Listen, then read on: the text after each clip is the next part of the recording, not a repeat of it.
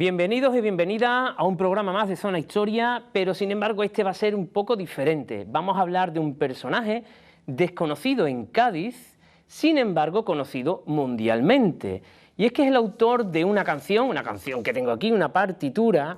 La canción se llama Amapola. Seguramente a ustedes les suene y ahora mismo en su cabeza la estén reproduciendo. Pues bien, este señor que se llama José María Lacalle, nada más y nada menos que era de aquí de Cádiz, de la calle San Francisco. Si quieren saber toda o parte de su historia, justo después de la cabecera.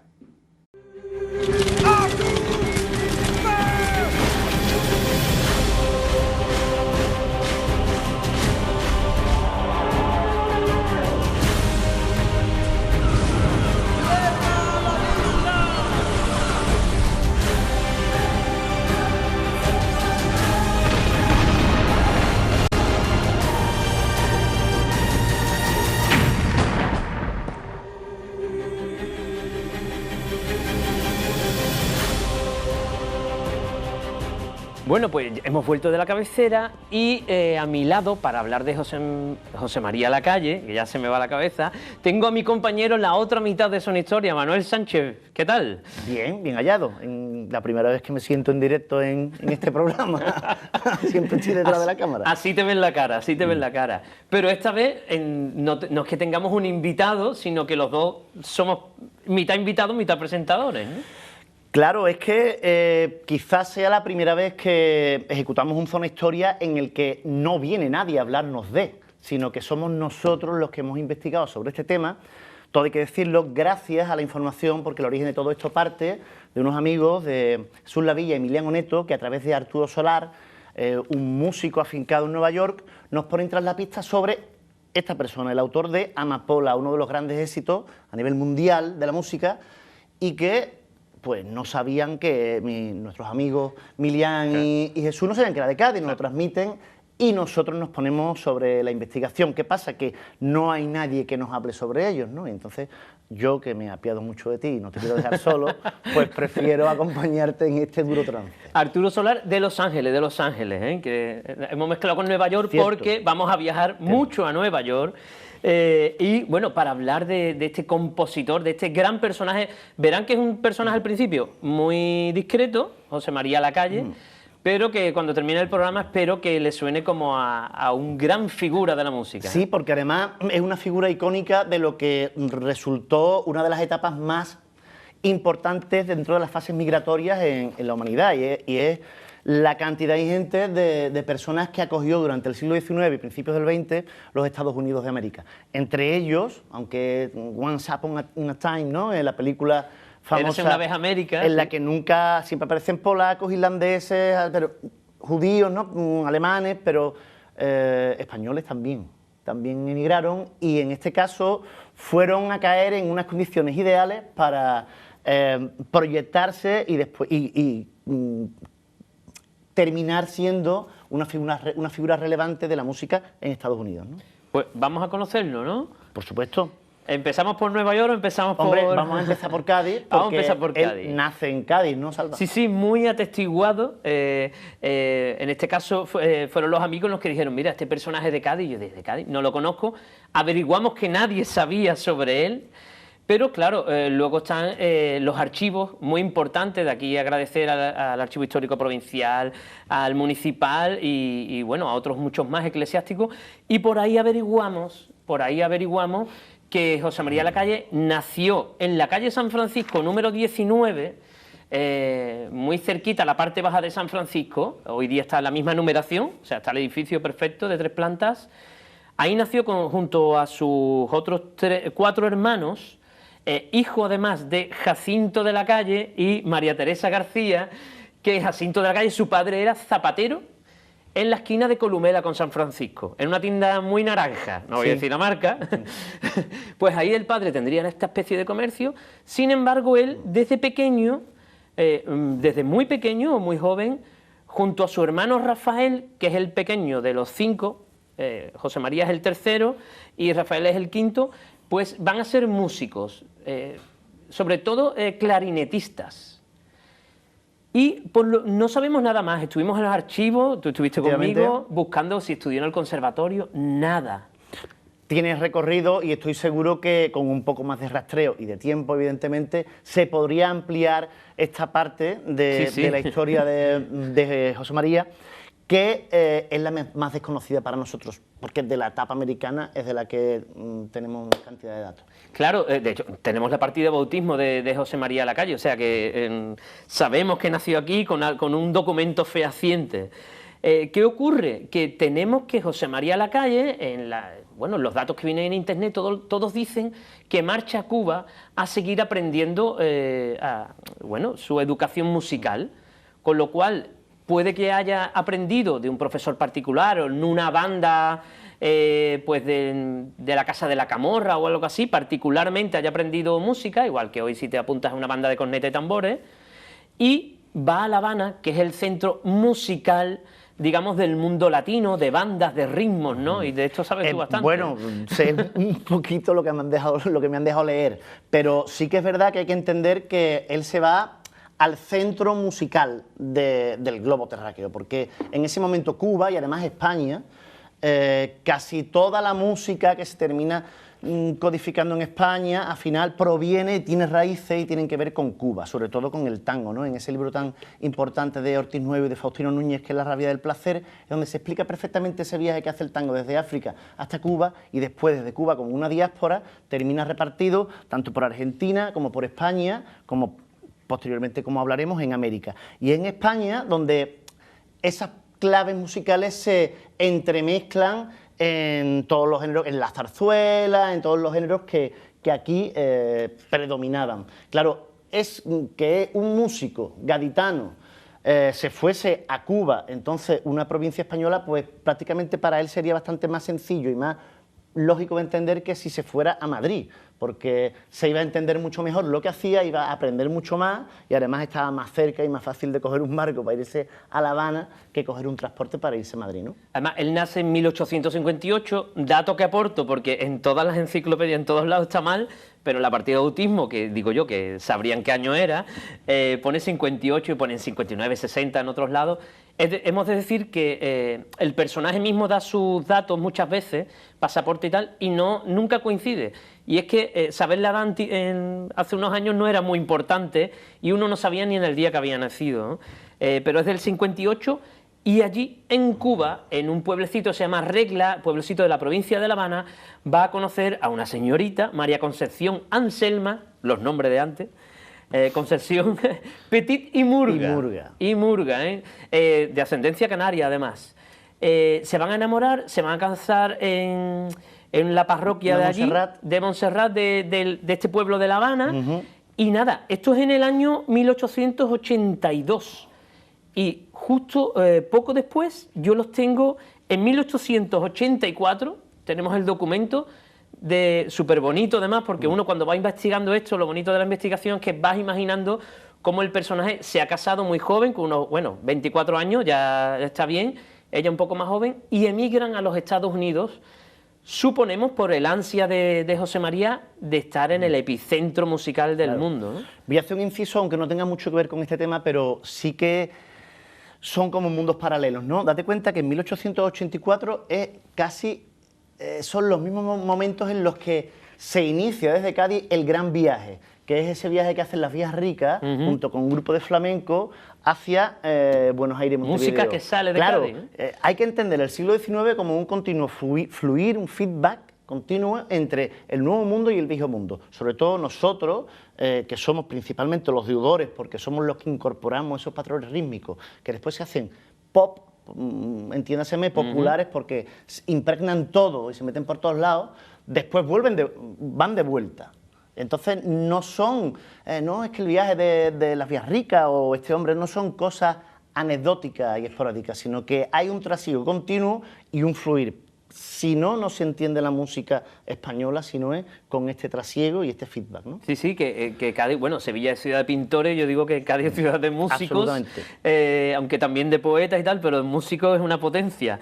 De hecho, bueno, tenemos a esta pareja que llega a la isla de Ellis, ustedes me entiendan, la isla de Ellis es la entrada al continente americano, es la isla de la Estatua de la Libertad, pues justo la de al lado. Ahí hay unos pabellones, unos archivos que ustedes verán en películas como Érase una vez América, El pianista sobre el océano, La leyenda y muchas otras más, que era a dónde llegaban todos los inmigrantes. Justo ahí, y gracias al archivo de la isla de Ellis, que ustedes pueden consultar, es gratuito, pues usted pone el nombre y automáticamente le salen todas las entradas que ha hecho ese personaje en el país. Es maravilloso porque ves a esta pareja entrando por primera vez en un Nueva York en construcción de finales del siglo XIX y, bueno, con mil oportunidades. Es la tierra de los sueños, claro. Por entonces, ahora mismo está la cosa de momento él venía con una maleta cargada con un clarinete, ¿no? Sí, eso seguro. Porque él sí que había ejercitado y ejecutado esa disciplina en Cuba y allí pues se habría mejorado muchísimo sus capacidades. Porque desde que llega hasta a Nueva York en 1884, hasta que ya tiene alguna aparición estelar o se le reconoce, han pasado 6-7 años. Que ya en 1893 hablaremos en la Sousa Band, pero antes en la Gilmore's Band, que son bandas reconocidísimas en la historia musical de los Estados Unidos y con cierta ascendencia, ¿no? Entonces, ya él en 6 años prácticamente se le reconoce como un solista y un virtuoso y se le incorpora a las grandes bandas musicales. Hombre, bueno tenía que ser, no estamos hablando de cualquiera que toca el clarinete, ni compone, porque también es compositor. Cuando llega a las cotas más altas, para que ustedes me entiendan, hoy sería pues la banda de rock más famosa. Efectivamente. Es la comparación. Antiguamente lo que se llevaba eran bandas de música con un par de solistas cantantes o sin solistas. Pero claro, llegan a un Nueva York, Manolo, que está... todavía no es el Nueva York del skyline clásico de rascacielos, ¿no? Bueno, y sí, no el Nueva York, pero sí la Estados Unidos, porque estamos hablando, aquí sí que hay que pararse un poquito, porque hay que entender a qué mundo llegaba José María Lacalle, o Joseph Lacalle, como él quiso que lo llamara. Ahora es Joseph. Sí, porque él llega a la Nueva Babilonia. Él llega a una ciudad-mundo, que es un crisol de razas, en la que se pone de manifiesto la realidad de la mente práctica, del pragmatismo de los Estados Unidos. Los estadounidenses, ante todo, son prácticos. Por ejemplo, mientras que aquí las universidades se enfrascaban en debates intelectuales y conceptuales sobre el ser, el Dios, Bergson, allí las universidades ya estaban dando doctorado. Y lo que hacían era, vamos a ir a resolver el problema, ¿no? Entramos en un mundo en el que la democracia, en el que el industrialismo, en el que la era científica es el mundo de las grandes fortunas, de los Rothschild, de los Carnegie, donde están todas las grandes materias primas. El aislacionismo es un país que está aislado, que veremos en el siglo XX cómo apenas sufre los estragos de la Primera Guerra Mundial hasta que decide incorporarse, ¿no? Y llega con su opulencia. Y como tú bien decías, toda esta magnificencia y este pragmatismo, por ejemplo, se clarifica simbólicamente en los rascacielos. No hay ejemplo más clarificador que no hay suelo en Manhattan, pues vamos a tirar para arriba. Para arriba. Claro, y además vamos a hacerlo de la manera más impactante y espectacular posible, ¿no? Con el acero de por medio. Sí, porque estamos hablando, fíjate en dónde nos metemos en el programa, en rascacielos de 20 pisos, que ya en Cádiz hoy día ya sería bastante, pero que luego vamos a llegar a 100 y pico y 200 y 300 pisos, o sea, y todo en un intervalo de 20-30 años. Incluso van a construir el metro, ¿no? Claro. Además, es un mundo en el que aparece la Ashcan School, ¿no? Que es una escuela de pintura en la que pues, lo que se desarrolla es la pobreza y el optimismo a la vez, ¿no? Un mundo que pinta lo cotidiano. Cuando aquí estábamos pintando paisajes, ¿no? Ellos ya están siendo mucho más determinantes con el mundo que les rodea de verdad, es la ciudad. Estamos en un mundo en el que los hermanos Wright levantan un aparato que dicen que vuela y vuela. Y 60 años después llegan a la luna los americanos, ¿no? Estamos en un mundo en el que ya empiezan a rodarse películas con un discurso narrativo distinto, como el asalto al tren, ¿no? Lumière había rodado algunas escenas de 30 segundos, un minuto, pero allí ya se rodan con distintas cámaras, hay personajes distintos. Eso da lugar a la estrella de cine, con lo cual tenemos ya la individualidad. Broadway, sí, ¿no? empieza a finales del 19. Es un mundo hecho para que un tipo que llega con talento lo destaque. Y el que llega allí es un gaditano, un español, que ha pasado por Cuba, que es depositario de todas las claves musicales europeas y africanas sin saberlo, y americanas por Cuba, y encima llega a los Estados Unidos con todo eso, con toda esa simiente a desarrollarla. Y claro, pues triunfa, no había otra manera. Triunfa, ya te has adelantado con que triunfa. Ya veremos cómo triunfa, porque el pobre no va a disfrutar de todo el triunfo, eso lo veremos en la segunda parte, pero hablabas de simiente y sí que es verdad que José María Lacalle y Concepción, no voy a decir todo el nombre, Concepción Petit, llegan al barrio, a Brooklyn, que es como 100 veces Cádiz de grande, llegan a Brooklyn, que es donde van a vivir en diferentes residencias toda su vida, aunque él va a morir en el barrio de Queens. Y claro, yo investigando veía que cambiaban de casa cada año, una locura, pero ahora en esta calle, ahora en la otra, en la otra. Era una costumbre, bueno, también se llevaba mucho en Cádiz, que cuando se te moría un hijo, cambiabas de casa. Eso es una costumbre. Cayetano del Toro, por ejemplo, personaje que ya tocamos aquí, vimos que lo hacía, ¿no? No ganó para mudanza. Porque... Claro, porque aquí nuestro José Mari, como yo le he llamado estos días, tuvo nada más y nada menos que creo que entre 11 o 12 hijos. Tengo algunas dudas por los datos, destacables evidentemente, 3 de ellos. Que son los que sobreviven, aunque uno muere, el primero, ¿no? Muere con 19 años. Exactamente, su segundo hijo, Joseph Lacalle Petit, no es Joseph Lacalle García. Hemos de decir que todos van a conservar, incluso las mujeres, Lacalle, el apellido Lacalle como presunción, ¿no? Como presumiendo de mi abuelo, era Joseph Lacalle. Bueno, pues este jovencito Joseph se va a criar como su padre, va a tocar el clarinete, ¿no? Lo que tú sueñas que tu hijo haga, ¿no? Tocar clarinete.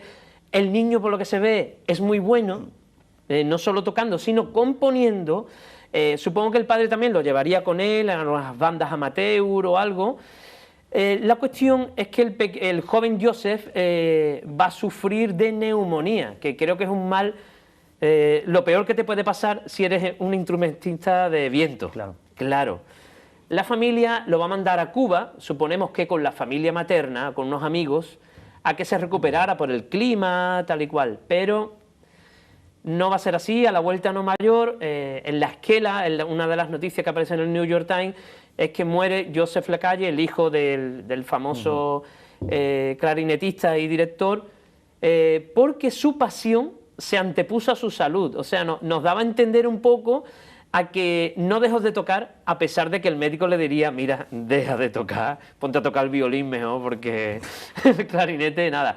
Y va a morir con, pues, cercano a 19 años. 19 años. Suponemos un pesar muy grande para nuestro protagonista, porque ya es un hombre con 19. Que de momento, por lo menos de hecho, no le mermó su capacidad artística, ¿no? Porque... No, seguía, que sepamos, él entra en la Gilmore's Band, llega en 1884 a Nueva York, y por lo menos en 1893 es cuando da el salto a la Sousa's Band. Eso es primera división. Que yo sepa es su segunda gran banda, pero la primera es la Gilmore's, la segunda es la Sousa Band, que son dos grandes bandas que a día de hoy sus músicas suenan, aunque no lo sepamos. Sí, las sabemos, las canciones. Claro, Barras y Estrellas. Por ejemplo, esa era la Barras y Estrellas Forever de la Sousa's Band, ¿no? Que, por cierto, este señor de Sousa Band, que era Sousa, no me acuerdo el nombre. Philip Sousa, de ascendencia por parte de padre sevillana. Aunque tenía ascendencia portuguesa, pero su padre nació en Sevilla. Qué curioso también, ¿no? Que otro de los grandes de la música del 19 es andaluz. Pues sí, yo supongo que hablarían de ello cuando pararan los ensayos. Igual te he cortado el ritmo. No, muy bien llevado, porque hay que refrendar, claro, la mortalidad en el siglo XIX, incluso siglo XX, nuestros abuelos, era, por desgracia, algo muy común, la mortalidad juvenil y la infantil, no te digo. No he contado los demás hijos, pero en el 83 le muere un niño, luego otro niño más, una niña, una chica, bueno, un chico, Óscar Lacalle, con 4 años. etcétera, y no los voy a decir todos, otra con 0 años porque no llega a cumplir años, y es que, bueno, el escorbuto, bueno, la fiebre amarilla, etcétera, muchas epidemias, que por desgracia ahora mismo conocemos cómo son, pues se llevaban bastante a los pequeños, ¿no? Y claro, quiera que no, eso te merma, pero también uno, mal de mucho consuelo tonto, ve como el mundo es así, era así, ¿no? Entonces, claro, y más en ese Nueva York de esa época en la que la gente vivía hacinada. Sí, claro. De hecho, hay bastantes leyes que van en contra precisamente del hacinamiento y los rascacielos, porque incidían en que no llegaba la luz a las casas, vivían en cuartos sin ventanas al exterior, en condiciones insalubres, y es perfectamente entendible que muriesen tan jóvenes, hubiera tanta mortalidad, ¿no?, infantil. Sin embargo, hay 2 de los hijos, aparte, bueno, tengo otros muchos más, que esto es muchísimos hijos, que son Herminia, Minnie y Manuel Paz, que Manny, ¿vale? Se un poco americanizan los nombres. Que Herminia, a pesar de ser mujer, va a conservar la Calle como primer apellido, se casa y tal, pero Herminia muere en 1983, justo hace nada, y Manny va a morir en el 59 y es el único que deja descendencia.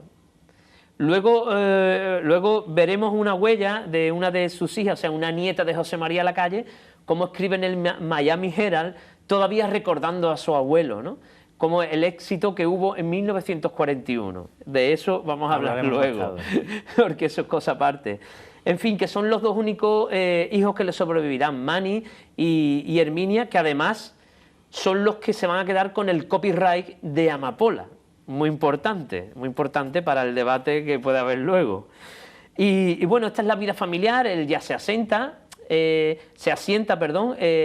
bueno, va a ser un personaje muy americano, pero todavía con mucha raíz española. De hecho, bueno, su profesión va a ser la de director de música de bandas, pero con un toque latino. Claro, son estos directores de banda y son estos ejecutantes los que introducen la música cubana y latina en América bastante antes de que llegue la música cubana por derecho a Estados Unidos, con el mambo y la locura que ocurre en los años 40, ¿no? Con el Manicero, que es una canción espectacular que después canta Anthony Machín, pero que en los años 40 pues pegó un pelotazo que volvió locos a todos los americanos. Y Tito Puente y demás. Antes ya habían llegado españoles que habían introducido esas pequeñas variaciones a la hora de afinar las bandas, de incorporar qué tipo de instrumento en clave más latina, sin que ellos se dieron cuenta. Ya posteriormente lo que sientan son las grandes bandas latinas. Exactamente. De hecho, se sabe que antes de la aparición del rock and roll, por los 50, el idioma de la música, hoy día es el inglés, ¿no? Todos hacen versiones en inglés, el idioma de la música era el castellano, el español, y lo que estaba de moda en estas bandas, evidentemente, eran canciones como Aquellos ojos verdes, bueno, convertida luego en bolero, y la propia Amapola, que ahora descubriremos hasta dónde ha llegado. Manolo, si te parece, voy a nombrar las bandas por las que pasó, ¿sí? De acuerdo, porque es muy importante seguir el rastro de este músico. Tú hablabas de la Sousa, de la Gilmore, y luego una cosa muy americana es que los regimientos del ejército tenían sus propias bandas, pero participaban, digamos, del clamor y la popularidad. En ese caso, él estuvo en la del Regimiento 71 y la más famosa, la del 23 Regimiento. Sí, ¿vale? Bueno, y el mismo Sousa era de West Point, era el director de la banda. Son militares. De West Point. Claro, son estas grandes bandas las que después originan las Big Band, pero en primero eran bandas militares que reproducen marchas al 6x8, que curiosamente es un patrón rítmico africano, que es tamizado por la música cubana y que después llega a América. Bueno, y no veas, porque también él va a fundar, claro, va cogiendo ya fama, se va a independizar, va siendo más mayor, ya no quiere ser el simple clarinetista que de vez en cuando son solos, y funda la Columbia Spanish Band dentro de la Casa Columbia Phonograph, que se funda poco antes, y él va a ser uno de los directores digamos, de crítica y de la banda de Columbia, y también la Calle Band, O sea, hace una banda que él dirige. Dice, yo no toco más el clarinete, yo voy a dirigir mis composiciones, bueno, además. Hemos hecho el recorrido por todas las bandas, llegando prácticamente ya a los años 30 del siglo XX, pero en principio nos habíamos quedado por eso, por la primera banda, la Gilmour, después viene la Sousa y hasta él muere en el 37 y el 34, 33 se ha jubilado. Bueno, pues hasta ahí está haciendo, como tú bien dices, todo ese recorrido. Voy a tirar un anzuelo para después de la publicidad, porque en estos años, que ocurre un hecho, en 1912, se hunde un barco, ¿no? Muy famoso. El Titanic. El Titanic. ¿Y qué tiene que ver José María Lacalle con el Titanic? No es porque como a la gente de Cádiz le gusta mucho un benéfico, después de que se hundiera el Titanic, hubo su benéfico particular en Nueva York. Los de Cádiz aportando nuestro granito de arena. Él estuvo tocando en ese memorial por las víctimas del Titanic que se hizo en Nueva York como una de las figuras estelares. Pues sí, hablaremos un poco más de ello, pero justo después de la publicidad.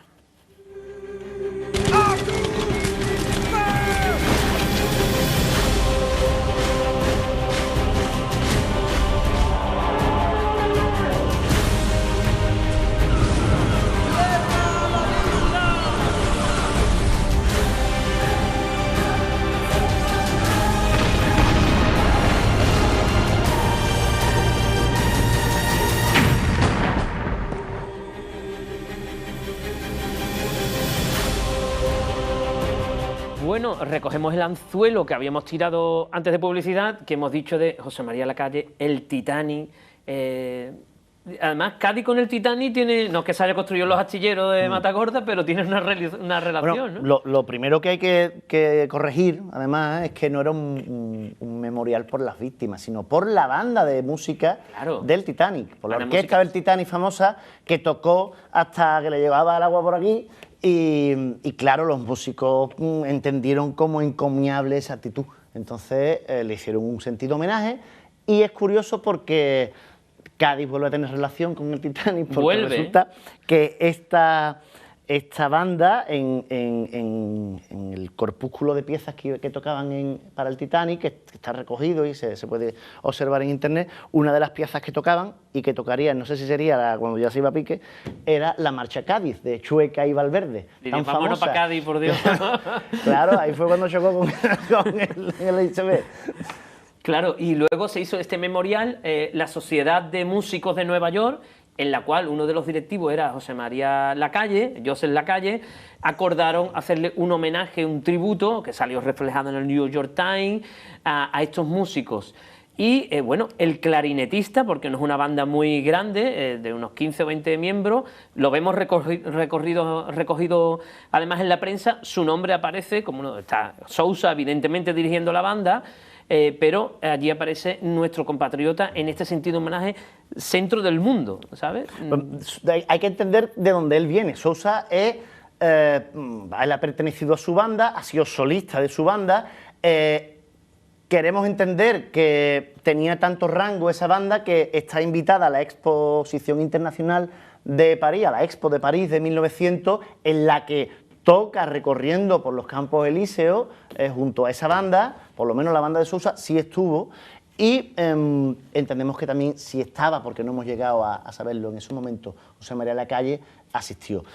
Además, Sousa es un tipo que está enterrado con todos los honores y las condecoraciones en Estados Unidos, con lo cual ya él venía avalado de haber estado y haber pertenecido a las mayores bandas y a la música tradicional que se hacía en Estados Unidos. Entonces, cuando él ya llega a ese memorial, ya es una figura consolidada y además en Broadway ya como compositor él ya está funcionando consolidado, ¿no? Claro, es que nos queda mucho por investigar, Manolo, muchísimo. Esto es cuestión de hace 3 semanas que, bueno, llegaron las noticias y empezamos a meterle mano. Claro, pero... es que es un programa de investigación nuestro, que tampoco que seamos Primera Indiana parte. Jones, pero exponemos lo que hemos conseguido y también las conjeturas, ¿no? Porque hay cosas que todavía están en una nebulosa que las ponemos sobre la mesa, pero habrá que determinar si son verdad o... Tenemos que ahorrar para ir a Nueva York, ¿eh? Bueno, sigamos con la aventura de José María Lacalle,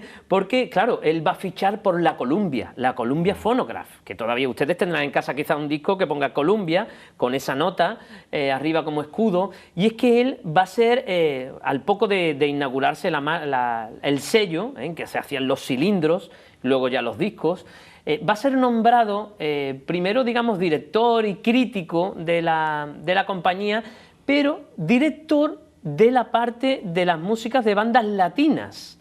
Y claro, esto no es como decir una cosa aparte, estamos hablando de la parte principal de la compañía, ¿no? Claro, vamos a ver, toda esa capacidad que él tenía y ese talento no solamente venía determinado por sus capacidades personales, sino, como bien he dicho, por lo que traía y atesoraba, ¿no?, musicalmente, por el hecho de ser de esta zona y por el hecho de haber residido en Cuba y tener esos conocimientos. Cuando él llega y se incorpora a Broadway, da con la horma de sus zapatos, porque aquello es la zarzuela de los americanos. O sea, allí un espectáculo musical te incorpora lo mismo un diálogo, que después viene un pequeño sainete, que después viene una canción tipo bolero o musical, y una amalgama de estilos en los que están hechos precisamente para una amalgama de cultura. Además, o sea, es un lenguaje sencillo y simple y directo que tiene que entender mucha gente que no tiene nada en común. Has dicho la palabra zarzuela y Broadway y tiene mucho que ver porque el propio Lacalle además funda la Spanish Theatre Company. Claro, cuando él, que posee esa capacidad de llegar y llegar tanto, entonces es un tipo con mucha vista que sabe qué es lo que funciona, porque tiene esas claves. Con lo cual los de Columbia, que tampoco se vean muy tontos, dirían, este es el tipo que nos tiene que representar y ojearnos, sobre todo para la parte latina, que es lo que él controla. Y como bien dice, aparte de la Spanish Theatre Company, que él funda, entra en la Columbia Phonograph, y ahí es donde se encarga de introducir esos elementos rítmicos y musicales en latino en la música americana. Tal es así que, bueno, en la isla de Ellis, que se saben las entradas de todos los viajeros, lo he encontrado en un par de viajes yendo, bueno, en su pasaporte lo pone de expedición para una grabación en La Habana. O sea, desde Colombia iba a La Habana, grababa a los músicos cubanos y se volvía con aquel material que luego, pues, además extendería. Son los hispanos, latinos los que triunfan. Recordemos después Xavier Cugat, por ejemplo, ¿no?, que también es Grandmaster jefe de su banda y fue un auténtico jefe de los escenarios de allí, mucho antes que los Tito Puentes y demás, que la anécdota típica de que dirigía la banda y tocaba con su perrito aquí, ¿no? O sea, un tipo con muchísimas facultades, y es un ejemplo como él, más famoso para la mayoría, de cómo los latinos dominaban la música en aquellos tiempos. Bueno, y tanto que la dominaba. De hecho, Joseph Lacalle no solo va a componer Amapola, tuvo otros éxitos menores. Por ejemplo, yo tengo aquí Pobrecito Faraón del 23, Aquel beso del 27, Luz eterna del 28, Flor de pasión también del mismo año, Lola del 29. Vemos como los títulos parece que los acaba de hacer aquí en Cádiz, ¿eh?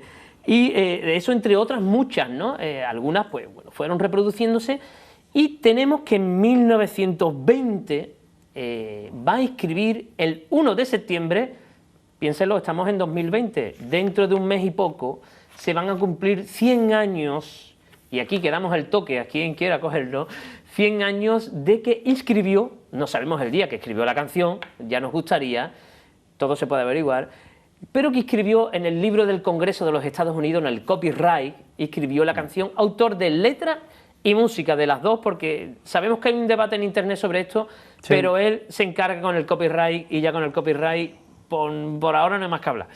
Así que 100 años que va a ser, Manolo, de este éxito. Hombre, entendemos que no lo sabíamos ni nosotros, tampoco, que nos dedicamos a un programa en Onda Cádiz. Nadie tendría por qué tener conocimiento para hacerle ese reconocimiento, pero bueno, ahí está el lance, ¿no?, el guante enviado, y que lo pueda recoger, pues que así yo creo que bien le puede dar un homenaje a un músico que se lo merece, ¿no? En San Francisco 19 nació, yo no digo más nada. Plaquita, que Cádiz es una ciudad de plaquitas. Bueno, pidiendo una placa o lo que fuera, por lo menos tocar en su casa Amapola, que yo no sé, a la imaginación se nos da. Sabemos que Joseph Lacalle, después de esta vida, de haber conseguido un éxito, de haber emigrado por 2 países, una familia, hijos, etcétera, y haber alcanzado un puesto bastante bueno, ¿no?, de directivo en una compañía que estaba en auge, se va a jubilar en el año 34, creo, 33, 34 de la Columbia, pero en el 32, he aquí que yo me quedo asombrado, porque lo veo entrando en la isla de Ellis, pero de vuelta de un viaje. ¿De dónde venía? De Cádiz. Es una parte que tenemos que investigar, que es a quién vino a ver a Cádiz, o a despedirse de su ciudad, o a algún hermano. Sí, puede ser. Yo entiendo que él, que ahí ya tenía una avanzada edad, y entonces esos viajes, dentro de que eran fáciles, tampoco eran viajes muy cómodos para una persona mayor además, por mar, en barco. Pues él, que está viendo sus últimos años, dijo, bueno, pues yo voy a ir a despedirme, voy a ir a tomar un último contacto con lo mío y con mi gente, porque como vemos por los títulos de las canciones, él nunca terminó de dejar ese... Aunque él se nacionaliza en 1899 como americano, sí, justo un año después del desastre de Cuba, que muy bien considerado debería estar allí para que, siendo el enemigo en casa, te digan, bueno, pero tú eres de los nuestros, ¿no? Y te hagan americano. Él no termina de desprenderse de ese carácter español y gaditano, y viene a despedirse, yo creo. Sí, además tenemos la conexión, su hermano Rafael también lo encontramos 2 veces entrando en Nueva York, lo indica una de las entradas, que no es la primera vez que entraba, un par de veces para ver al hermano. También Rafael, músico, no sabemos si la segunda vez se quedó a probar suerte o si se volvió a Cádiz. Es decir, tenemos que estudiar si conocen algún Lacalle, todos juntos en Cádiz. Nos pueden escribir un correo al programa. Dinero no hay. O llámenos los derechos ya se han repartido, lo digo porque... Pero más que nada por conectar, ¿no? Por conectar con la familia que pueda quedar todavía aquí, ¿eh? Hablamos de hace un siglo, o sea que puede quedar bisnietos por aquí.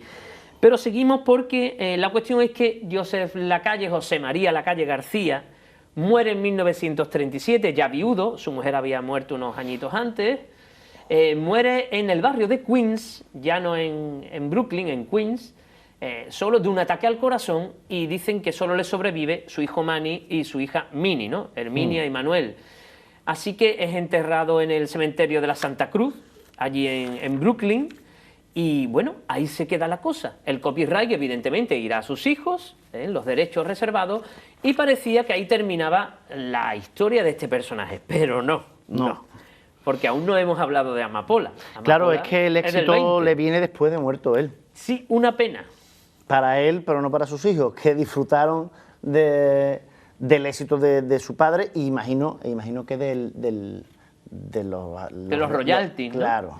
Creemos, y con una amiga hablándolo, con Milian, creemos que no le dio a la tecla de ser ricos porque, por ejemplo, el hijo acaba de ventanero en Miami. O sea, no supieron quizás explotar muy bien la riqueza que daría la canción.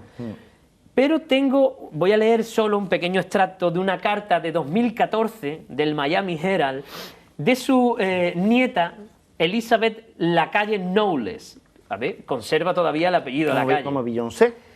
Y habla de la depresión del 37, cuando sus padres, fíjate, el año en que muere Joseph Lacalle, dice que sus padres Manny, Manuel y Grace Lacalle llegan a Miami con sus 2 hijas, con ella y su hermana, y dice, y 1941 fue también el año en que una canción que compuso mi abuelo Joseph Lacalle subió al número 1 en el Hit Parade, es decir, en el Billboard, es decir, en los 40 principales de allí.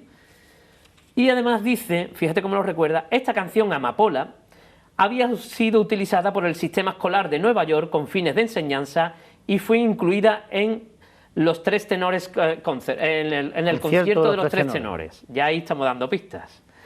La grabación clásica más vendida de todos los tiempos. A los 3 tenores les gustó tanto que la grabaron en su segundo concierto. Carreras la sigue cantando en el 96, les gusta muchísimo. Y Andrea Bocelli también la cantó como el primer número de su grabación Amore. Bueno, la pueden encontrar en internet, que la canta en Las Vegas, que es una pasada y es muy disfrutable porque además la produce David Foster, gran productor, y es una pasada. La cuestión es que su nieta, que habla luego de los bisnietos, etcétera, recuerda este éxito, pero del 41, Manolo. Desde el 22, desde el 20, ¿no? Desde el 20. Desde el 20 y pega el pelotazo en el 41. Bueno, no es la primera vez que También hay que entender que no solamente la composición, sino los ejecutantes de la composición son los que hacen que algo se eleve o no a los grados de lo sublime. Claro, pero sin embargo, en la primera grabación que existe de Amapola, la pueden encontrar, ya digo, en internet, en YouTube, sin problema. Ustedes ponen Amapola y ponen el nombre Miguel Fleta. Hombre, por favor, antes de explicar lo de hombre, ¿quién era Miguel Fleta? Miguel Fleta, bueno... Tenorazo español que murió trágicamente en una mesa de operaciones, creo, en La Coruña. Una pena, porque Giacomo Puccini, autor de Turandot, quería que la estrenara él, para que vean el nivel que tenía Miguel Fleta, que era de Huesca, ¿eh? No crean ustedes que era un italiano, un americano, no. De Huesca.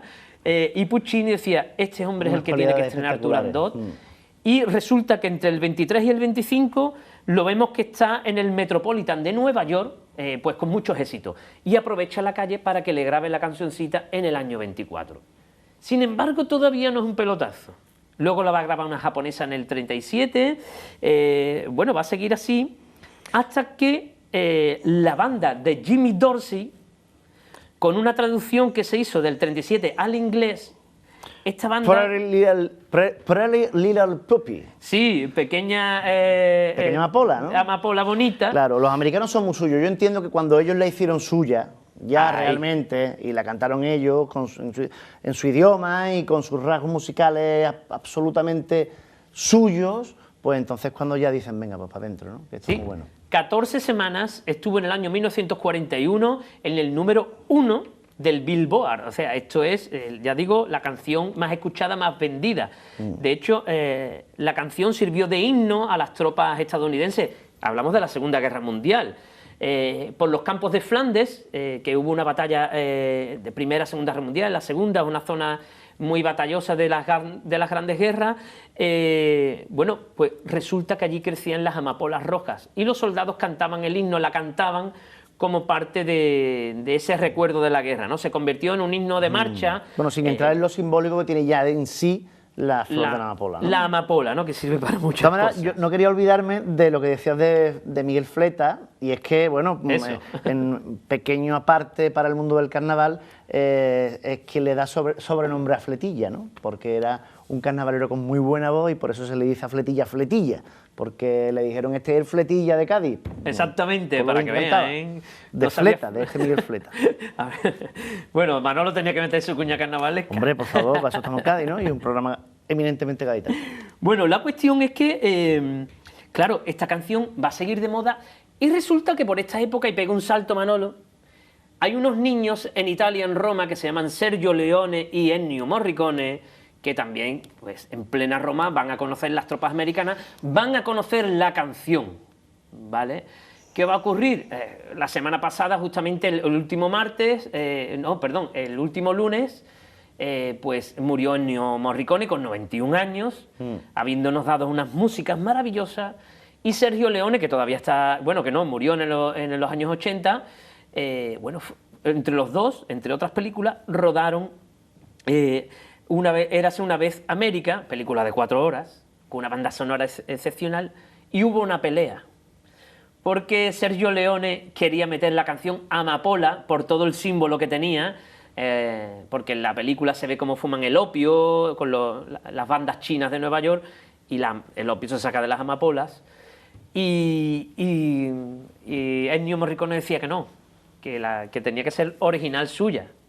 Hubo una pelea, ganó el director, además ellos amigos de la escuela, ¿eh? Efectivamente, un dato que no sabíamos quizás, ¿no? Y he visto una foto hace poco, debido a la muerte de Morricone, en la que están los dos en la misma clase, prácticamente sentaditos juntos, ¿no? En la foto de la clase, Leone y Morricone. Bueno, pues Morricone hace 2 versiones de Amapola en la misma película, una un poco más foxtrot, más bailable, que es la que sale en la escena donde Débora de joven pues baila y luego se desnuda y está el pequeño Doodles mirando a través del cuarto de baño, ¿no? Una escena apoteósica de la película. Sin embargo, el leitmotiv de toda la película son pequeños trozos de amapola, ¿no? Sensacional.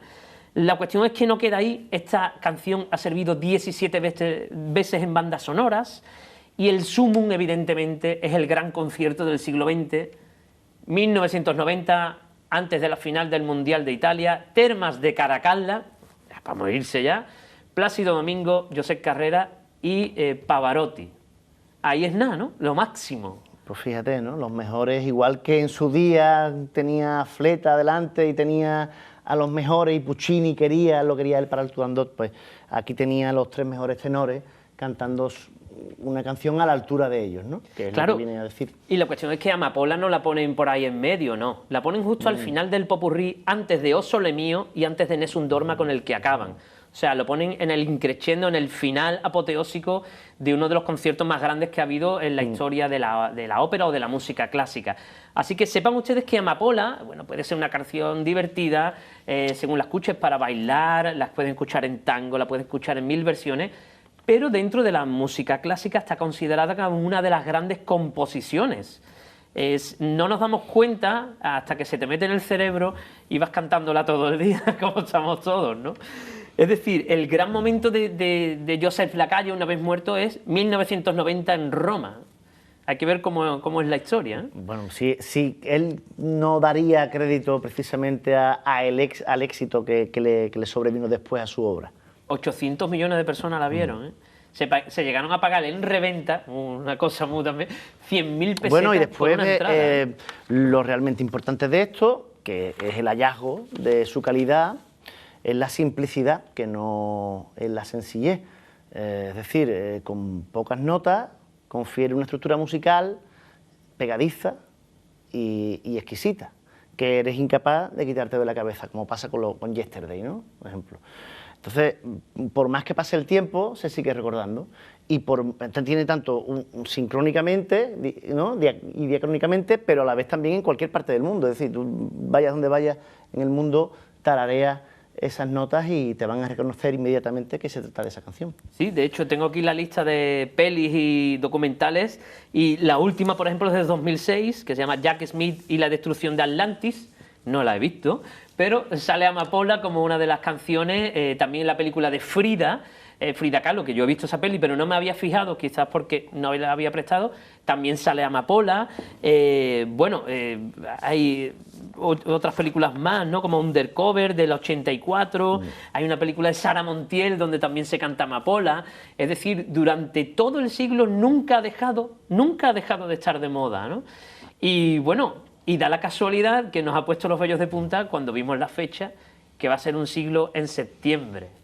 Un siglo de escucharla continuamente, ¿no? Esto habla de la calidad. Otras canciones se pierden, sin embargo, esta no, ¿no? Es lo que te decía antes, ¿no? Que esas claves que él conlleva y que después sabe traducir en una partitura, que aunque sean simples, no son sencillas, y sabe darlas exactamente para configurar una estructura musical que sea excelsa e inolvidable. Bueno, pues desde aquí hacemos un llamamiento, que nos quedan pocos minutos. Evidentemente nos queda por saber la parte gaditana, tenemos que ver, estamos locos por saber cómo empezó a tocar José María Lacalle, quién sería su maestro, en qué orquestas tocaría aquí, en Cádiz, y luego también la parte cubana un poco. Habrá una segunda parte del programa, espero. Sí, evidentemente, el registro de la parte de Cádiz es la parte de la que menos hemos podido sacar datos, pero quizás también hay una parte de estudio posterior, y es que a la muerte de él es cuando explota la música cubana en Estados Unidos. Por ejemplo, decía antes que El Manicero, que es de Moise Simmons, ¿no? Que es una canción que después popularizó Antonio Marchín en España, pero que dio un pelotazo espectacular en Estados Unidos, hasta el punto de que yo recuerdo leído preparando esto, pues entrevistas de Marlon Brando diciendo que se le había ido la cabeza con la música cubana. Cuando se introduce en los años 40 el mambo, en los 50 las grandes orquestas, el Latin Jazz, que también entra por Estados Unidos y entra por el sur, por Nueva Orleans, ¿no? O por ejemplo, Don Azpiazu, que también es otro de los grandes de la música cubana, que explota en Estados Unidos. Todos esos grandes artistas de la música cubana que explotan en Estados Unidos vienen justito un poquito después del gran éxito de Amapola. Sí, y además recuerden una cosa, el éxito de las bandas y de las orquestas llega hasta que uno, bueno, tú lo has recordado antes con el director de orquesta catalán, con su perrito, Xavier Cugat. Xavier Cugat, pero para los más chicos teníamos la orquesta Topolino en Televisión Española tocando Tengo una vaca lechera, pero para que vean ustedes la complementación con las orquestas que han desaparecido, digamos, de los medios y de las radios. Quizás sean los últimos coletazos con Cugat y esta otra orquesta más televisiva, ¿no? Ahora que me ha dicho lo de la radio, recuerdo otro detalle precisamente de él, y es que de la calle, y es que convence a Sousa en el año 29 precisamente, porque Sousa no quería grabar para la radio. Era muy moderno emitir, eso. es muy moderno, yo quiero tener público, ¿no? Y es el que le dice, Quillo, que esto está guay, que ya verás tú cómo la gente te escucha. Y es en el 29 cuando precisamente siendo ejecutivo y trabajando para Columbia lo convence, y tiene un éxito ya Sousa atronador gracias a la calle, que es el que ve que las nuevas tecnologías pueden ayudar a difundir su música. Claro, y nosotros también tenemos nuestra versión, porque no nos podemos ir sin escuchar a Amapola, ¿no, Manolo? Efectivamente, y como homenaje no solamente a José María de la Calle, sino a los grandes artífices de este programa, que han sido Jesús Lavilla y Emiliano Oneto y Jesús Lavilla, a través de Arturo Solar, de Los Ángeles, pues les dejamos con ellos dos haciendo su versión de Amapola y despedimos el programa con esta maravillosa canción, ¿no? Hubiera sido bonito que hubieran estado aquí tocando, pero no ha podido ser. Pero bueno, nos despedimos con esta canción y nos vemos dentro de 7 días. Ya saben, si se apellidan La Calle y son de Cádiz, nos escriben corriendo, ¿eh? Dejamos con la canción.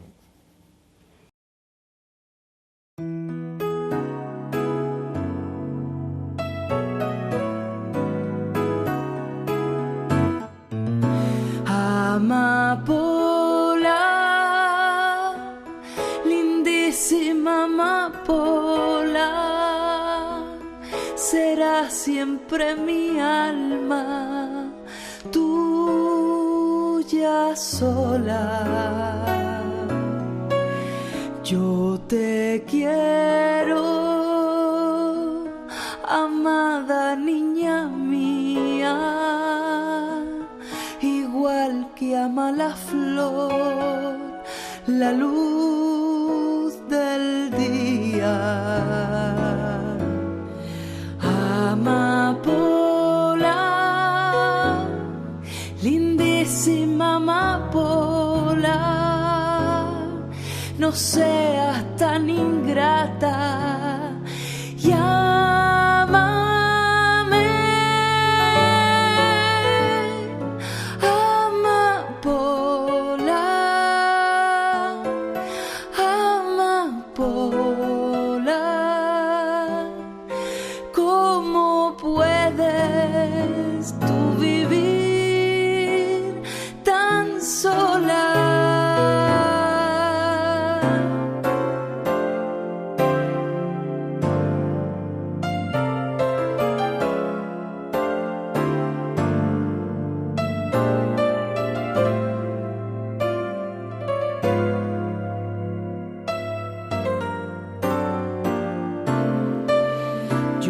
te quiero, amada niña mía, igual que ama la flor la luz del día. Amapola, lindísima amapola, no seas tan ingrata y ámame,